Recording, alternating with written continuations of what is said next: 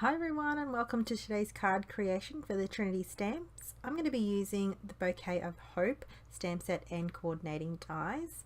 I've got some watercolor cardstock in my mini MISTI here, and I'm going to stamp this large image. I'm going to be using Altenew crisp ink in permanent black. I'm loving this. The detail, it leaves really good detail, really good for watercoloring.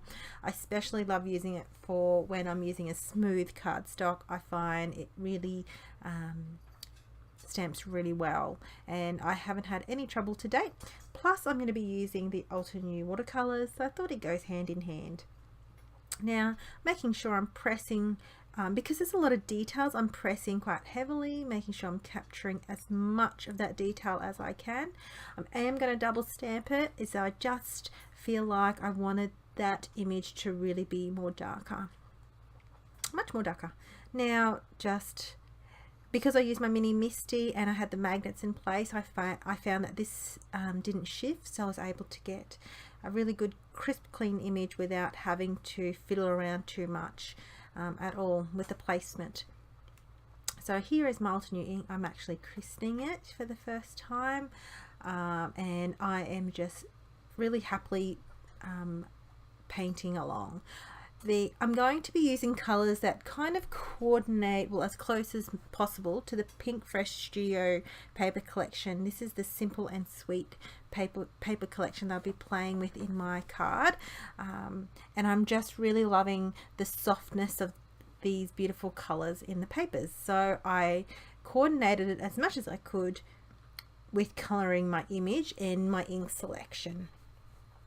So I'm just going to be using my aqua painter brush. The Altenew kit, the watercolors actually come with a pencil brush, but I've just used one that I already had that I was familiar with until I play, because I was christening my new watercolors. So I do go fast speed to not really bore you too much with the watercoloring. I just have fun with my watercoloring. There's no actual method to my no method to my coloring. I don't have no techniques. I just enjoy the process. That way I can just have fun and just play. I love playing. I'm not like a watercolorist, but definitely enjoy crafting and playing along.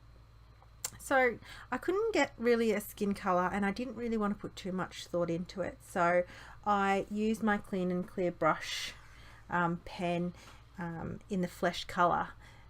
That way I didn't have to put too much effort into it. So all I did was scribble that onto my glass mat to the side, and I just picked up the color with my aqua brush.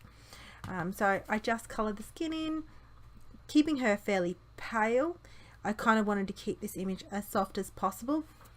As I said, not putting too much effort into it. Now, once I've coloured in her skin, the dress, and I've added the extra shading, once I was happy, I'm now just kind of selecting what greens I want to play with and colour just the foliage, I suppose, whatever was left in that image to colour in. There wasn't too much of the greens to place down in the colour, but any of the leaves and any of the thing that stems that I thought needed a little bit of greenery, I just added that color. So I tested it, because I'm going to die cut this out. I was able to test the colors on the side of that watercolor. Now I have die cut the image out, and I've actually die cut the image out 3 times to make it more chipboardy and also secure the thickness of that. So I've got the a strip of the paper here. I'm going to be creating like an easel card. All it is a 5.5 inch by 11, and so the front square panel is at 11, sorry, 5 by 5, and then I've just scored it in the middle or close to, and then adhering these panels down. Now I didn't match these panels up. I didn't feel like it was necessary as much, for someone else that you might have wanted to match it up as much as you could, but I just was in a cutting mood, and I just cut a heap of panels up ready for some card classes, and these were the cards that I had left. So really fun, really easy, and just beautiful papers. I don't know if you've seen this collection, but really gorgeous. And then once I've adhered those out, because it's going to be an easel, it's not going to matter as much whether those panels really match. And I'm going to foam adhere this down. You can see how I've layered the actual die cut there, that it is quite thick to play with, which is great. I like to keep it as sturdy as possible, especially if it's an interactive card like this. Now I'm going to be stamping the sentiment from the same stamp set. It says, if friends were flowers, I'd pick you. I'm going to be stamping that on a rectangle die here, like it's a strip, and then with Twilight ink from Catherine Pooler, I'm going to stamp this image, this sentiment. This grey tone really goes and coordinates well with this paper, so I thought it was perfect.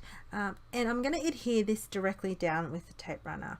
I was thinking about the foam, but I found that it stood well and anchored well enough that it hooked onto it, so I didn't feel like I needed to add that extra lift. So I was happy enough, and it was catching enough for this easel card to work. So you can see here how it's hard to do it when you're facing down, but you can see that it can anchor onto it. I thought I was finished, but I wanted to make this shimmer a little bit more, so I've got my Spectrum Noir in the clear, and I'm just going to add it to some of the daisies.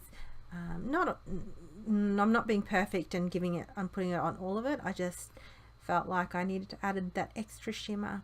Now, one more detail I am going to do on this card as well is I've got a Sharpie marker. It's a permanent white, it's very opaque white. I love it. And I'm going to add some extra details to the dress as well. And that's straight after I finish with this.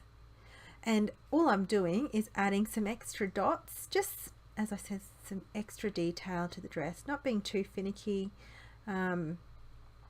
Just felt like adding some detail. Now it is hard to see because my hand's in the road, and I will show a close-up at the end of the video as well. And I go over it a couple of times. I wanted that opaque. I found that when using watercolor cardstock, it sinks really well in, but I really kind of still wanted that more opaque look, so I did go over the dots twice. So, and that was really much it for the details of my card. So the card works really well as an easel card. I hope that this inspires you, that it was a simple interactive card, nothing fancy, but the image speaks well for itself, and I love that sentiment. So thanks for watching, and I hope to see you again next week. See you later.